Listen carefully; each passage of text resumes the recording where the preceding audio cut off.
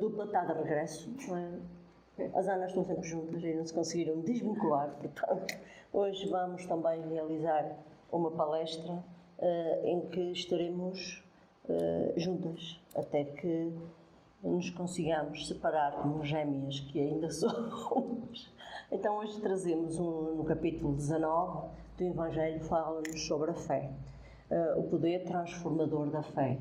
E nós escolhemos este tema, a fé que acolhe e ilumina, para que todos nós consigamos fazer uma reflexão espírita sobre a força que nos sustenta.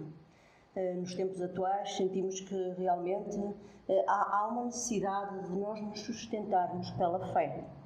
Este capítulo destaca o papel essencial da fé no progresso espiritual e moral do ser humano. Aquela expressão de Jesus que nos fala, a fé transporta montanhas, é interpretada simbolicamente, como todos nós sabemos, revelando o poder da fé. E é neste poder da fé, não é? Nesta superação de obstáculos e transformar vidas, que nós nos vamos debruçar hoje neste tema. As montanhas que Jesus falava representam os bloqueios internos de cada um de nós. Má vontade, que todos nós trazemos, preconceitos, o apego ao materialismo, o egoísmo e o fanatismo. E outra das coisas que nós sabemos que ainda trazemos todos em nós é o orgulho. A fé, neste contexto, é passiva, mas manifesta-se como confiança ativa. É confiança consciente, que todos nós devemos nos debruçar sobre nós e entender o que é que vai dentro da nossa consciência. Devemos, de alguma forma, ser capazes de gerar ações concretas, renovar esperanças e tornar possível o que antes parecia impossível, ou seja, transportar essas tais montanhas. Iniciaremos com uma pergunta do Consolador que nos diz: o que é a fé? A fé é a mãe da esperança e da caridade. Podemos definir o que é fé? Pouco a pouco, à medida que nós vamos caminhando, nós vamos começando a entender o que é a verdadeira fé. Emmanuel, no Consolador, nos diz assim: ter fé é guardar no coração a luminosa certeza em Deus. Certeza que ultrapassou o âmbito da crença religiosa. Lá está, uma coisa que vai muito mais além, fazendo o coração repousar numa energia constante de realizações divinas da personalidade. É uma trilogia espiritual que nós podemos entender deste ponto de vista: fé, caridade e amor.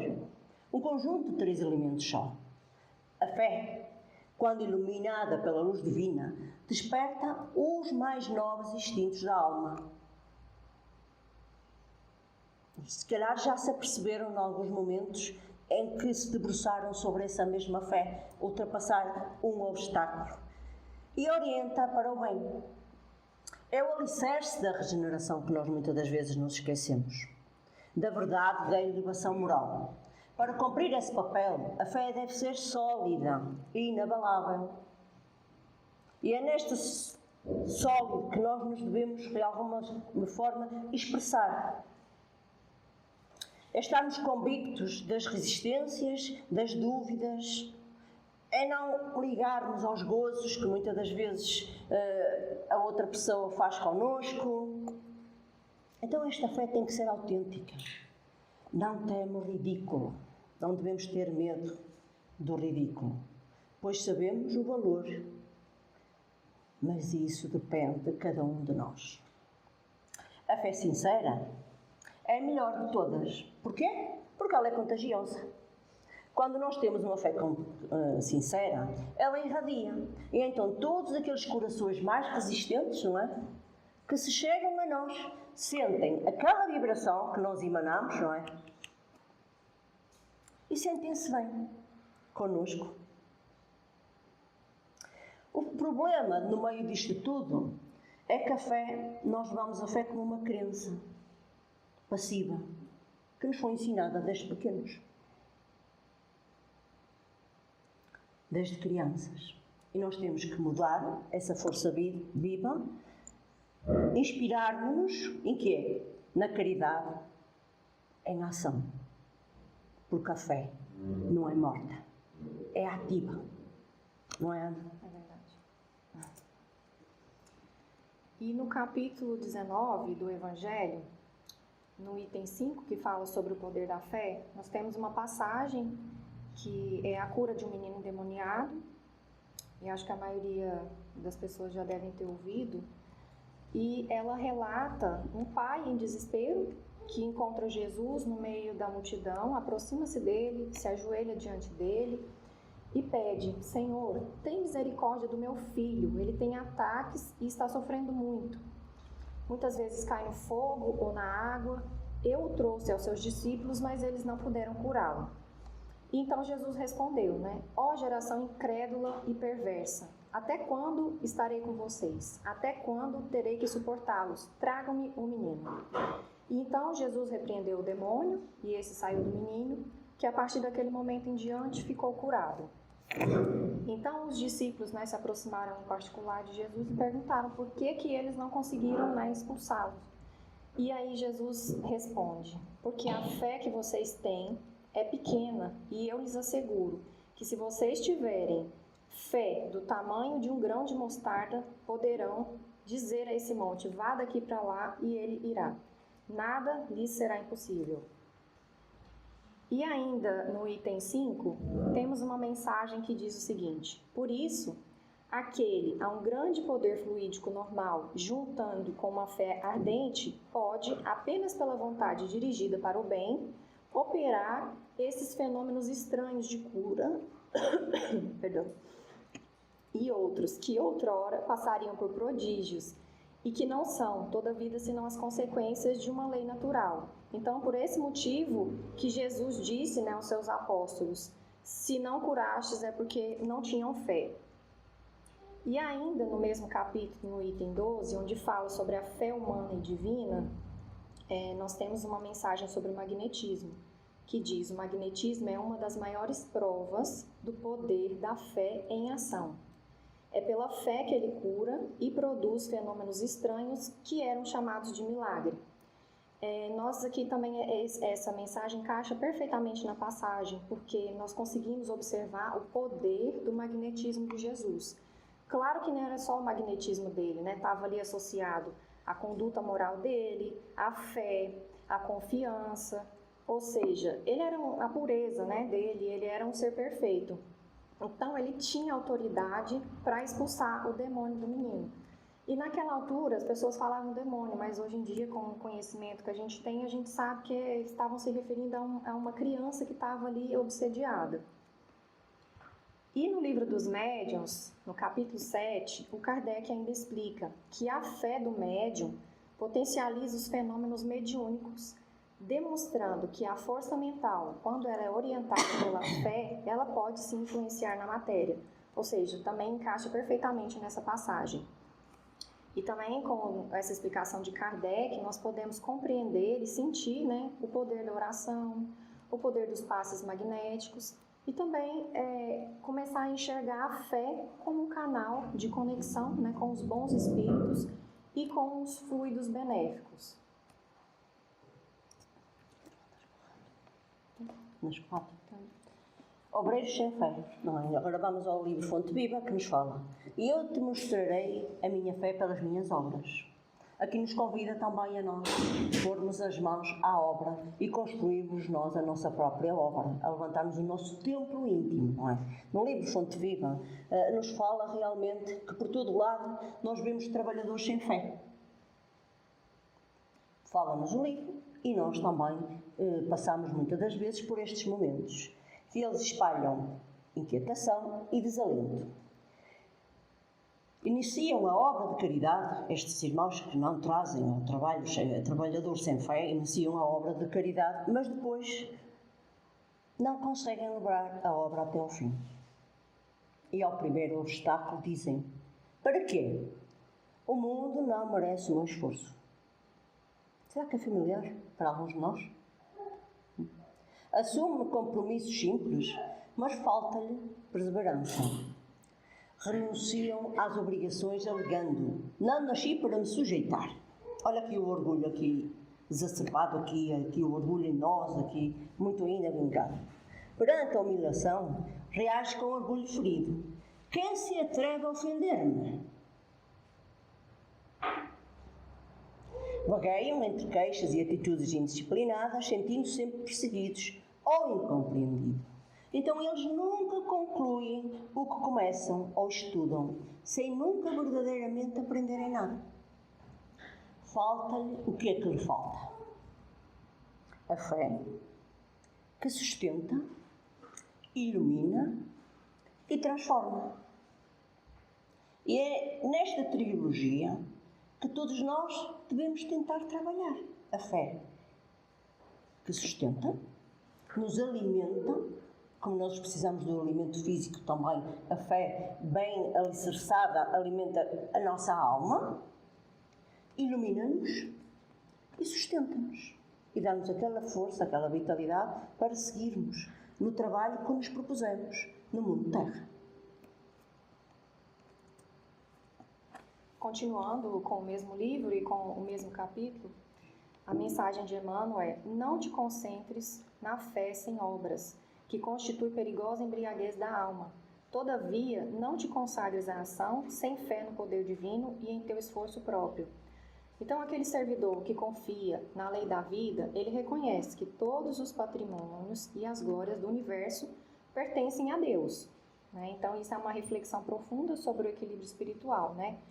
A fé, ela precisa se manifestar em ações concretas, né? Como a Ana já disse. E a ação, ela necessita de uma base de crença e confiança. E nenhum desses dois caminhos tem sentido de forma isolada. E Emmanuel ainda nos alerta. No livro dele, ele nos alerta: e passa no mundo sobre a luz do entusiasmo e da ação no bem incessante. Completa as pequenas e grandes tarefas que lhe competem, sem apaixonar-se por si mesmo na vaidade e sem escravizar-se às criações de que terá sido virtuoso instrumento. Tem uma postura humilde, de serviço e entrega altruísta, onde o verdadeiro valor está no agir com fé e propósito, e não na exaltação, né, do nosso ego e nem no apego aos frutos da nossa ação. Então, ele nos alerta aqui com relação à vaidade e também para sermos humildes e também, de certa forma, para assumirmos as nossas responsabilidades, agirmos de forma responsável com os compromissos que assumimos, né, quando ele fala aqui nas pequenas e grandes tarefas. Nós não nos podemos esquecer que eu posso ter aquela fé em que vai correr bem. Eu confio, a Ana estudou, posso ter aquela fé, vai correr bem, a Ana estudou e ela pode ter a mesma prestação. Vai correr bem, porque a outra Ana, que sou eu também, não é? Também estudou. Mas esta é uma fé de nós no mundo. Fazemos as coisas porque nos esforçamos para tal. Mas nós temos que interiorizar a fé moral de Jesus, aquela fé que cura, como aquela mulher hemorrágica do fluxo de sangue, que precisou infiltrar-se para tocar ou chegar perto de Jesus. E quando Jesus pergunta: quem me tocou? Senti sair virtude em mim. E os apóstolos lhe dizem: então, está aqui tanta gente, é normal que a gente se toque uns aos outros. E ele: não, eu senti sair virtude. É essa fé que Jesus espera que todos nós desenvolvamos em nós. Tua fé, como nos diz aqui. E ele disse: tem bom ânimo, filha, a tua fé te salvou. Vai em paz. Jesus nunca diz: eu te curei. A tua fé te curou. O Divino Mestre, no livro Pão Nosso, esclarece-nos que, após conceder o benefício da cura ou do consolo, remete sempre ao prodígio da fé. Esse património sublime dos que o procuram com sinceridade. Repetidamente, nós ouvimos dizer: o Mestre, a tua fé te salvou, a tua fé te curou. Ele não diz: eu curei-te, deves-me obediência. Não, ele diz: foi a tua fé que te salvou, que te curou. E nós, na nossa pequenez, queremos a salvação, mas não queremos o tal esforço. Não é não querer tal esforço, ainda nos falta aquele aprendizado de como nós conseguimos manipular os fluidos, de como nós podemos nos reerguer, de como nós podemos nos alimentar. Porquê? Porque doentes do corpo e da alma que ainda somos, depois de recebermos alívio ou cura, escutamos esta frase generosa que revela uma verdadeira profundidade. A vontade, a confiança do ser humano são forças poderosas no caminho da evolução e da iluminação espiritual. Sem fé, que muitas das vezes nos faltam, o espírito vagueia perdido, rastejando pelas sombras do medo, que muitas das vezes nos acontece, da dúvida, da resignação. Não é, Clementina? Essa fé, sustentada em bases sólidas, ajuda-nos a enfrentar todos os desafios. Não termos medo do deserto, não termos medo da noite escura e não termos medo do nascer da luz. Porque quando nasce a luz, começa um novo dia, nós temos sempre uma oportunidade de recomeçarmos a construir aquilo que nós começamos na véspera. E cabe a cada um de nós esse mesmo esforço. E Jesus nos dá este conselho. E Ele nos diz mais, diz para nós nos inteirarmos do fim que vos indicamos e dos meios que vos oferecemos para o alcançar. Crede e esperai, seja mais vacilar, nos mostrando que os milagres são frutos da fé viva.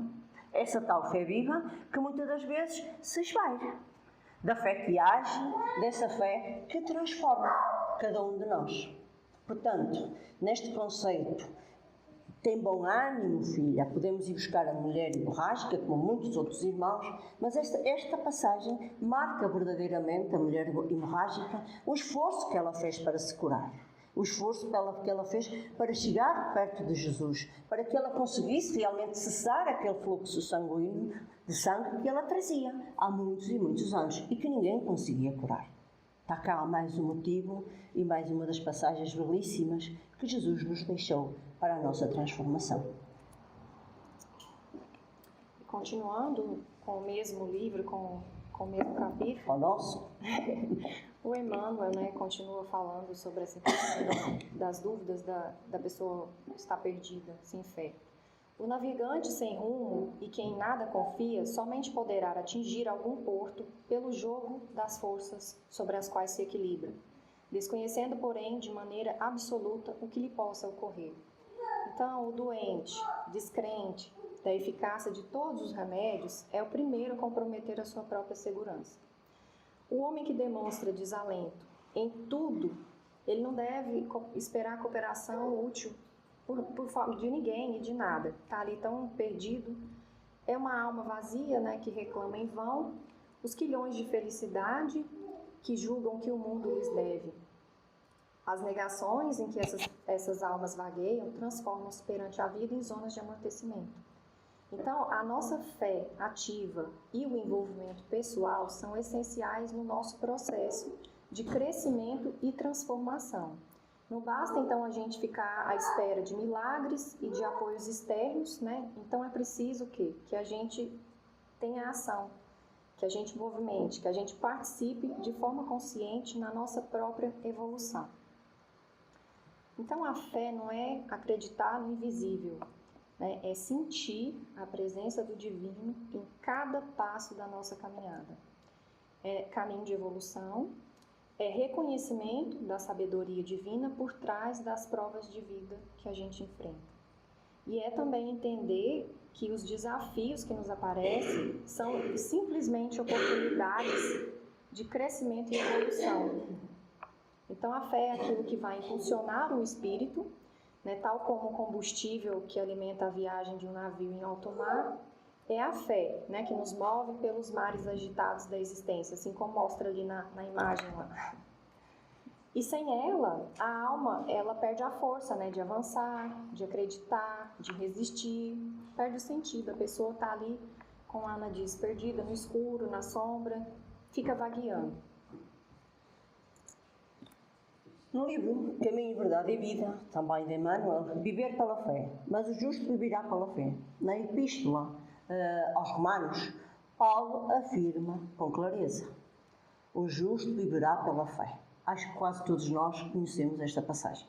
Contudo, muitos aprendizes interpretaram esta afirmação de forma equivocada. Supuseram que viver pela fé consistiria em cumprir rigorosamente os rituais exteriores dos cultos religiosos. frequentar templos, como estamos aqui todos, não é? Templo religioso, alinhar-se com os sacerdotes ou com os pastores. Eu gostei dos pastores agora, lembrei-me de alguma coisa do passado dos pastores. Respeitar a simbologia das seitas. Segundo essa visão, tais práticas seriam suficientes para identificar o homem justo. Agora eu pergunto, essas práticas seriam suficientes para identificar o homem justo? Vou falar por mim. Venho à casa espírita. E venho. Pronto, ok, tudo bem. Sento, ouço, bato com a mão no peito, ou onde eu quiser, saio. Isso vai identificar em mim a pessoa boa. O que é que identifica uma pessoa boa? Não sou, já aviso, não é? Tenho os meus defeitos como toda a gente, estou aqui no processo de crescimento como todos vocês. O que é que vai identificar? A ação. A vontade que eu tenho firme de me recuperar, de me melhorar. Sim, a recuperar, porquê? Porque nós somos viciados todos, nós trazemos os vícios de trás. Porque nós olhamos para o mundo e dizemos assim, o viciado no álcool, na droga, na prostituição, no trabalho, que também existe, na gula e por aí fora. Mas nós trazemos todos os nossos vícios.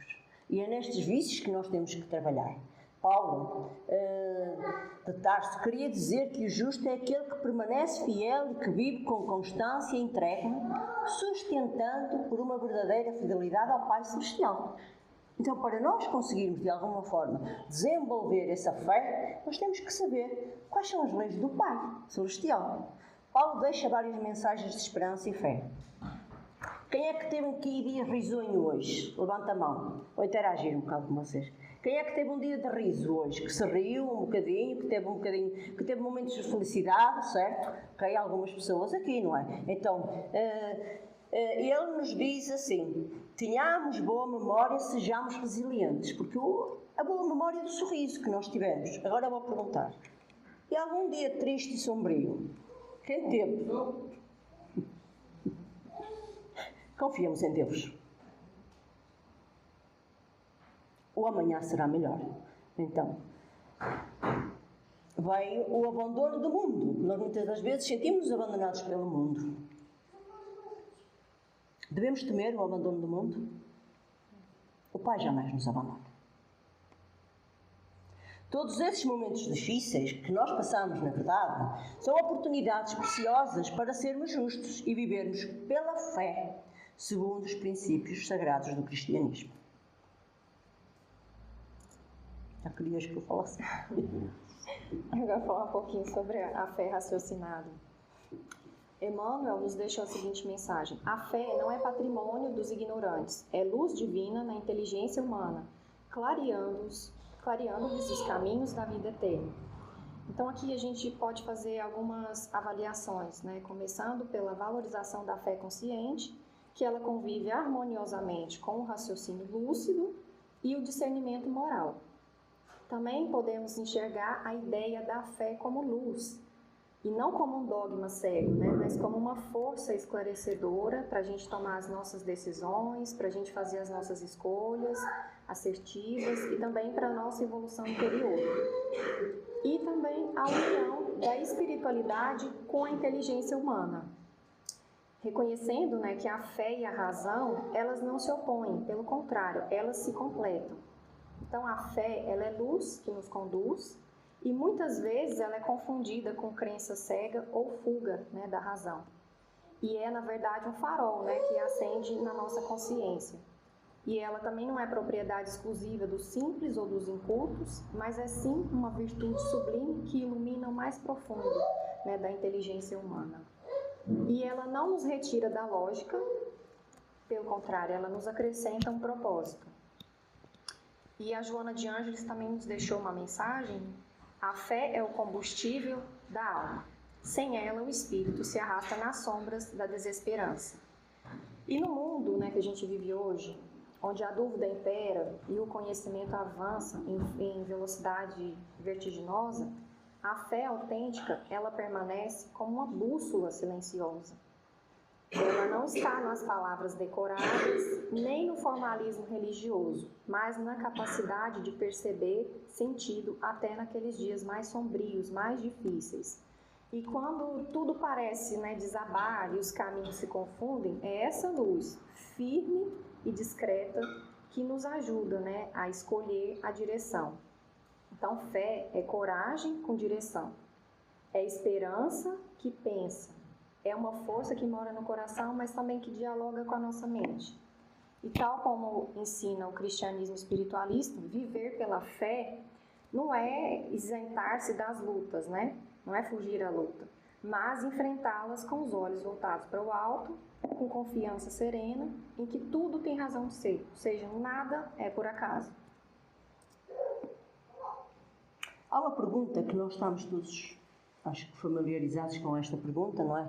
Fé em si mesmo, na 919. Qual é o meio prático mais eficaz que tem o homem de se melhorar nesta vida e resistir à atração do mal? Um sábio da antiguidade já nos dizia: conhece-te a ti mesmo. Há no ser humano uma força silenciosa, mas muito poderosa, capaz de transformar a dor em aprendizado e a dificuldade em superação. É familiar esta frase? A dor em aprendizado e a dificuldade em superação, quando nós superamos aquela dificuldade. Essa força interior manifesta-se através da autoconfiança, da fé. Essa fé íntima e da esperança que não se apaga. Não deixemos apagar a esperança em nós. Que melhores dias virão, não é? Mesmo que nós estejamos a passar por as maiores provações, nós devemos ser resilientes. Há uma frase de Paulo também que diz: tudo posso naquele que me fortalece. Ela é profunda e inspiradora. Recorda-nos que com fé e entrega somos capazes de ultrapassar qualquer obstáculo. A verdadeira superação não nasce apenas da vontade, mas da fé que habita o coração. A vontade da fé ativa. Que dias melhores virão que eu hoje vou conseguir, de alguma forma, superar o obstáculo que ontem achei que não conseguiria ultrapassar. Então, hoje, debruço-me e peço auxílio a Deus, a Jesus, e tento ultrapassar o obstáculo. E assim nós passamos uma existência, uma vida no corpo físico, tentando ultrapassar um obstáculo. Para quê? Para que no amanhã, no futuro, nós saiamos vencidos e possamos dizer: eu consegui e eu venci. E usemos a frase de Paulo: tudo posso naquele que me fortalece. Tal como Jesus nos ensinou, a fé pode mover montanhas. Mas não nos esqueçamos, essas montanhas não são de pedras. São os desafios dentro e fora de nós, como nos diz aqui a pergunta do Livro dos Espíritos. Conhece-te a ti mesmo. E depois nós temos um problema grave. Okay? Nós temos o problema das montanhas íntimas. Quais são essas montanhas íntimas que nós temos? Não é só as mulheres que têm montanhas. Os homens também têm montanhas íntimas. Está bem? Nós temos as montanhas íntimas do orgulho e do egoísmo.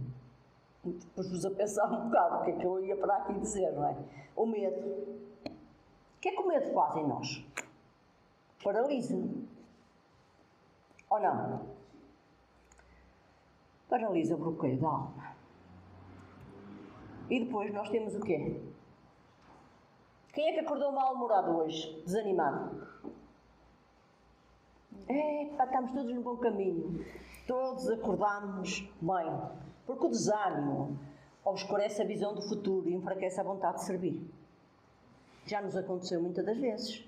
Enterramos a cabeça na areia e dizem: hoje não quero, hoje quero estar assim na minha lamúria, como nós dizemos muitas das vezes. Hoje eu sou um coitadinho e continuo como um coitadinho. Então nós não podemos fazer isso. E depois nós temos as montanhas sociais, não é? Os preconceitos que muitas das vezes nos atrapalham na nossa vida, que são barreiras que separam os seres e que impedem a verdadeira união. Acontece muito. E a indiferença também, perante o sofrimento alheio que nos distancia da compaixão. Os problemas familiares também muitas das vezes não nos deixam caminhar. Porque nós inclinamos para um lado, mas depois o irmão vai inclinar para o outro e nós, a Maria vai com todas, seguimos sempre aquilo que nós nos afinizamos mais. Certo? Agora vamos ver a fé no próximo. Então, falar um pouquinho, né, sobre acreditar. Nós já falamos sobre acreditar em nós mesmos, agora acreditar um pouco no próximo, né, fé no próximo. Eu acho que todos nós aqui já ouvimos os 10 mandamentos, né? E o segundo mandamento é amar ao próximo como a si mesmo. E a gente sabe que não é fácil, né, de cumprir esse mandamento, principalmente no mundo, né, que a gente está vivendo hoje, que está cada vez mais difícil, né, da gente acreditar nas pessoas, da gente confiar. E muitos de nós, me arrisco a dizer que todos nós aqui, na vida, um dia já se decepcionou com alguém, seja com um familiar, com um colega de trabalho, com uma amizade, né? E nem por isso a gente deve perder a esperança nas pessoas de bem, né? Não devemos deixar de acreditar na regeneração moral das pessoas, né? Na regeneração da humanidade. E nós temos a misericórdia de Deus sempre que nós erramos, né? Porque nós estamos cá para nos melhorarmos, para corrigir os nossos erros. E assim, claro que a gente não é obrigado e não precisamos conviver com essas pessoas que nos fazem mal. Mas nós podemos ter empatia e caridade para com essa pessoa, né? Como? Fazendo uma oração, perdoando, mesmo que seja assim de forma mecânica, que no início é difícil, às vezes a gente está ali com o coração meio duro, mas a gente fazendo uma oração, os sentimentos vão fluindo de forma natural, o nosso coração vai abrandando e a sinceridade vai chegando, né, aos nossos corações. E nós temos aqui no capítulo 10 do Evangelho, no item 18, uma mensagem, né, que no item que fala sobre a indulgência. Todos vós tendes um fardo mais ou menos pesado que alijar, para subir ao cume da montanha do progresso.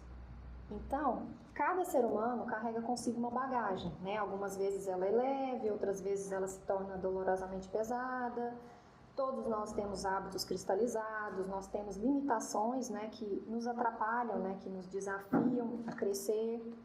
Então, a vida não exige de nós perfeição, né, porque ninguém é perfeito. Mas ela exige um movimento, uma ação. E esse movimento é feito na direção do cume, né, aquele ponto onde a gente se torna mais sábio, nos tornamos mais amorosos, mais livres. E vencer as nossas más tendências não é travar uma guerra contra nós próprios, mas sim reconhecer aquela bagagem que já não serve mais para nós, né? E escolher com coragem os caminhos mais elevados a seguir. E reconhecer e corrigir os nossos defeitos é um gesto de humildade e de amor próprio, né? E também modificar os nossos hábitos, deixar o homem velho de lado, é plantar novas sementes na terra fértil do Espírito. Então, o progresso espiritual ele não é uma corrida, é sim uma subida, que é feita com paciência e fé. Então, nós não devemos desistir, mas sim persistir e não perder a fé no próximo, né? Acreditar no próximo. Vamos à fé inabalável, não é? Nos fala assim, a fé é o maior tesouro da alma. É bonito isto. A fé é o maior, não é? O maior tesouro da alma. Disse uma frase que nós possamos pôr em casa, não é? Até colado no frigorífico, vamos muitas das vezes dizer a fé é o maior tesouro da alma. Quando estamos mais a dizer, na testa não dá. Se nós, na mente, você quer na testa nós não lemos, lê o outro. Mas na mente devemos também pôr lá dentro de nós mesmos, para que nós de pouco a pouco começamos a interiorizar que essa grande luz que ilumina nossos destinos enriquece nossa inteligência e assalta o coração. A fé é o emblema da perfeição e a insígnia de poder. É um cabedal que valoriza a alma, tal como o ouro. No mundo valoriza o homem. Nas esferas materiais, o homem tem sido considerado pelo que possui. Mas não nos esqueçamos que na esfera espiritual, cada um vale pela fé que cultiva. Mais do que um sentimento espiritual, a fé felicita o ser humano em todas as dimensões, tocando o espírito, mas também influenciando o corpo, o ânimo e a saúde. Então nós já vemos que se nós tivermos fé, nós curamos o nosso ânimo e ganhamos saúde. Essa fé não se compra. Não há aqui à venda, pois não? Nunca ninguém nos vendeu aqui fé nenhuma. Não se compra nos templos. Não se compra nas feiras. Ela conquista-se. Não se dá por uma esmola, nem se herda por uma tradição. A fé verdadeira conquista-se sobretudo pela aquisição de conhecimento. Lá está, lá vem ela com o estudo. E o estudo é tão precioso desde que nós nascemos. Desde os 3 anos, nós fomos os meninos na pré-escola. Pois desde os 3 anos. Oh Manel, vou fazer agora a campanha. Nós temos que pôr os meninos na evangelização infantil. Porquê? Porque a escola estudamos e aprendemos as letras. As casas espíritas evangelizam, ensinam Jesus aos jovens e às crianças. A fé verdadeira, como nós falamos, ela vai-se conquistando. Allan Kardec ensinou-nos com clareza e diz-nos assim: fé verdadeira é que pode encarar a razão face a face em qualquer época da humanidade.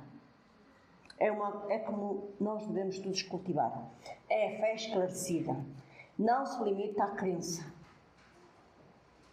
Eu acredito. Eu creio. Acredito. Temos um Deus poderoso. Olha, fazer agora aqui o teatro. Amanhã acordo com uma dor, vou ao médico.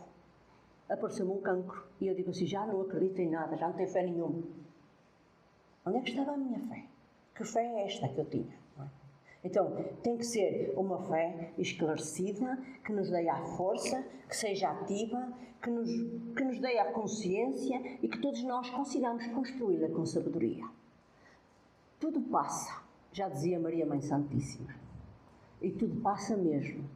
E olhando para trás, há pouco tempo andávamos a correr, ao menos eu, descalça, na água e na terra, no país onde eu nasci. E hoje olho para trás e digo, isto passou rápido. Acontece-vos o mesmo?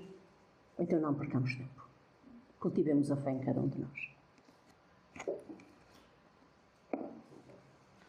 E voltando lá no capítulo 19 do Evangelho, tem uma mensagem que fala: a fé sincera e verdadeira é sempre calma, dá paciência que sabe esperar, porque, tendo seu ponto de apoio na inteligência e na compreensão das coisas, tem a certeza de chegar ao objetivo visado. A calma na luta é sempre um sinal de força e de confiança. E aqui também nós temos algumas frases da redação do Momento Espírita, né, frases afirmativas sobre a fé. E uma delas, né, a fé verdadeira é poderosa, mas não se impõe pela força. É o alimento que sustenta o espírito, a água pura que dessedenta a alma. É a sabedoria consubstanciada no amor que nos conduz a Deus. Essa sim, a fé raciocinada, é a fé que verdadeiramente pode nos salvar. Então, é somente a fé verdadeira, né, que ela deve ser conquistada por cada um de nós, de forma individual, à custa de esforço e dedicação, é que nos ofertará tais bênçãos de forma efetiva e permanente. Então, pensemos nisso. Fica de reflexão.